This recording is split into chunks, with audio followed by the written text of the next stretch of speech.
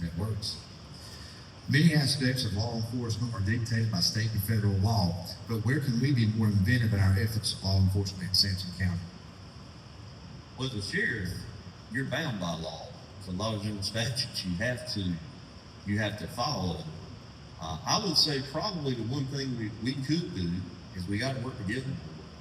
You know, education. Events like this, we got to get out in public. You got to know people. You can't solve crime and sit behind the desk. It's just that simple.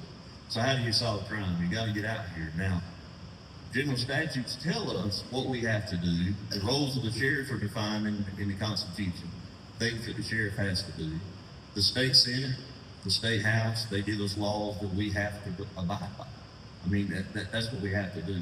However, sometimes you kind of have to think outside the box, and you got to get a little old school, and you got to sit down across the table from people, and you got to be willing to reach out to people and say, hey, I don't live in your neighborhood. You know what's wrong and what's not, but why don't you tell me so I can fix it?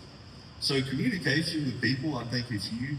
Relationships is huge in leadership and in community in general. And I think having a sheriff who would get out of office and would be more involved and come sitting at the local grills with the deputies and leading from the front and sitting down, and when you walk in a room, hey, that's the sheriff. I know that. That's Tracy. That's Donald. That's whoever.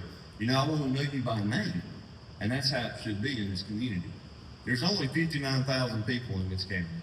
Now that sounds like a lot, but our population is falling. It's going to be hard for me to learn 59,000 names. I'm not going to lie to you about that. But I can know faces, and I can know people, and we can speak one-on-one, right?